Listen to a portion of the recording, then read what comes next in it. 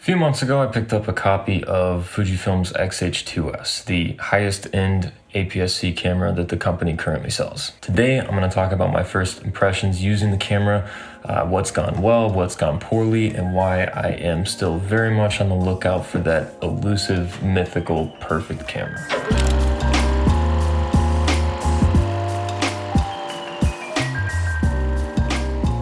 Hey everybody, I'm Nick. If you're new here, I travel full-time with my camera, living out of a suitcase, and I make videos here on the internet about street photography, travel. So if that sounds like your thing, don't hesitate to hit the subscribe button and stick around a while.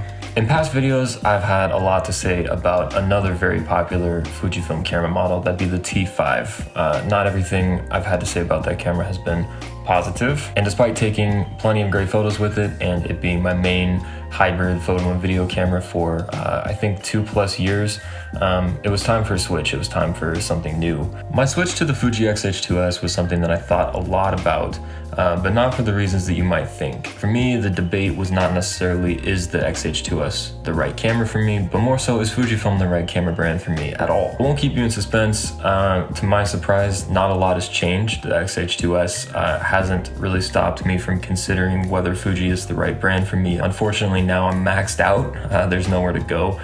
This is kind of Fuji's only other hybrid option that suits my needs as a photographer and videographer. Now, the first thing I want to bring up that's just a neutral point, it's not positive, it's not negative, is just that the camera is overkill for me. If there's a positive to be found in that, it's that I have a lot of headroom to grow. If there's a negative, something that I've talked about on other social platforms, is I feel like I've had to kind of buy into this overkill camera setup just to get, you know, the baseline performance that you find in Fuji's competitors. But as I said, this is mostly a neutral point in my book. The video capabilities of this camera are insane to me. As somebody, again, who focuses primarily on YouTube, they're just so far past what I could ever need. And I was really excited to work with things like F-Log2. I've heard a lot about the dynamic range and how much more flexibility there is in the color grading and working with the footage in post versus standard F-Log, as this is one of the only cameras that Fujifilm makes that offers the F-Log2 profile. I was very excited to dive in.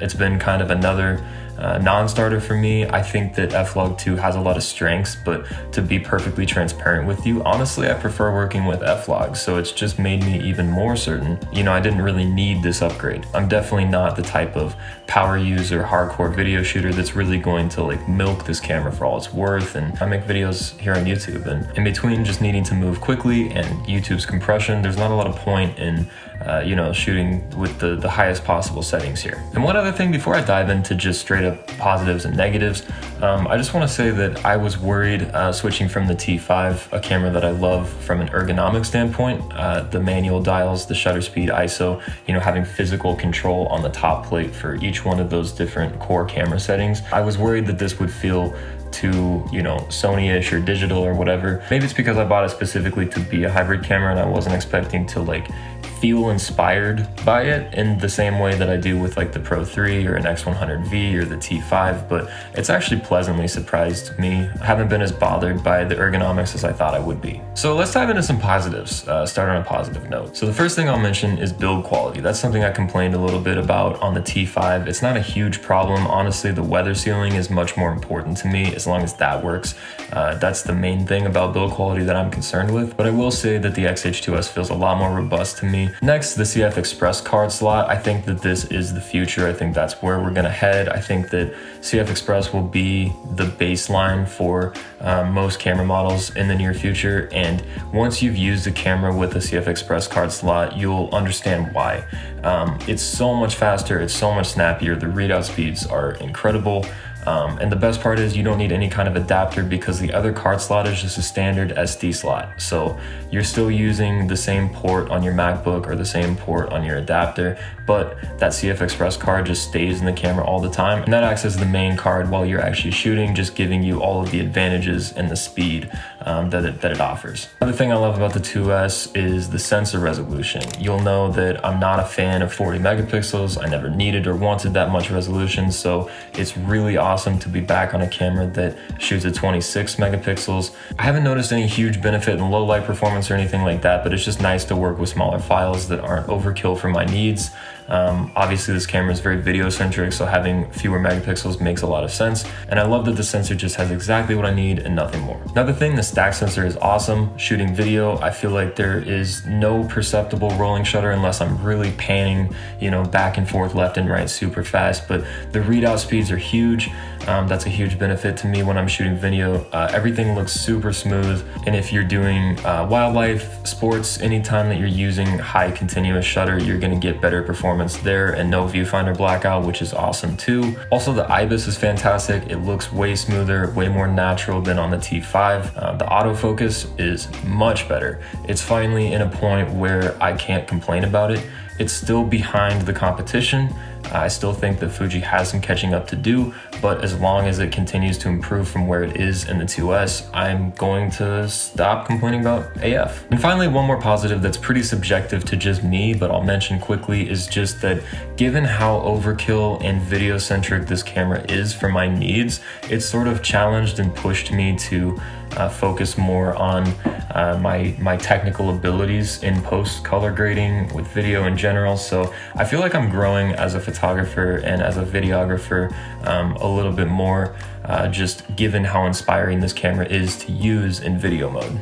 Okay, and negatives. It's time to talk about why I still have my eye on Sony and why I'm still sort of waiting with bated breath to see what Fuji does next. The first one, the most important one for me, the size. I could easily have a full frame camera that is the same size or smaller than this camera. That's something that is absolutely wild to me, and it's a total Fujiism. Like, it's just something that makes no sense. I even did some light research just to see if I could figure out why exactly this is, why this camera is so huge. I came up with two possible explanations in my research. One, the extremely vague, it has advanced features. I guess, sure, that's a feasible explanation, but there are 16 Sony cameras out there right now that are as advanced as the 2S or more advanced than the 2S, and they are the same size or smaller, and they have a full frame sensor, so I don't know. The second explanation I came up with was maybe Fuji intentionally designed it with this big chunky grip to try to be ergonomic as like their most professional grade aps-c camera. They think, you know, maybe people are holding this all day long, they need a big grip. That would make sense to me if the camera was comfortable to hold, but it's not. It's not horrible. I like the grip on it, but it's as comfortable or worse than any other SLR style camera that I've ever used. But yeah, as a person who travels a ton and who lives out of a suitcase, obviously I know that not all of you watching this video are, you know, living out of a suitcase traveling full time, but this takes a lot of real estate in my bag and is arguably larger than a lot of cameras that are much more advanced in many ways. Now this next thing, this is a topic for a larger video that I actually have planned upcoming, but I'll talk about it briefly here because I think it's pertinent to the larger, you know, discussion that we're having about the 2S. I am a street photographer. Even though I'm a hybrid shooter, I consider myself a street photographer primarily. So that type of use case is very core to you know, anytime I pick up a camera in general. It's definitely not a good body for that. I mean, it can be done, really, you can do street photography with any camera out there, but if I had my way, I would always be out with a small rangefinder style body. And as much as I appreciate having the flip out screen for videos like this, having the tilt up screen that stays directly, you know, centered with the viewfinder, it's so much better for street photography, just keeping a low profile. Like we've talked about extensively at this point, it's a big camera. It draws a lot more attention than I'm used to, and especially with the screen flipped out to the side, it makes it look like it's, you know, double the size. So as a street photographer, I'm making it work, but I'm making it work, right? It doesn't feel like the perfect fit for my use case in that way as well. And finally, Fuji photographer to Fuji photographer, if you are shooting with another Fuji body like the smaller T5 or the T50 or something like that, just know that your smaller lenses, your f2 primes, are gonna be a little ridiculous on here. Now, arguably, if you're eyeing a camera like this that is as advanced as the 2S, you probably are also looking at higher end primes that are sharper, faster, you know, newer, better autofocus, those type of things. But just a note for those of you who might be considering an upgrade, the f2 primes on here definitely feel a little dated. They're still sharp, but the AF feels a little bit slower than something like my Sigma 18-50, which of course was designed for not just Fujifilm cameras, but also Sony and Canon autofocus as well. So that thing is, super fast, and now makes my f2 primes not only look ridiculous and feel ridiculous, but also just make them feel sort of slow and sluggish and a little bit behind. So know that if you're upgrading, you also might be looking at some lens upgrades, and that's an added cost to you as a photographer that you should probably factor into the larger camera purchase. So am I going to keep the X-H2s? For me, I don't really have a clear answer yet. It all comes down to what Fujifilm decides to announce next. I have decided to kind of give it until the end of the year.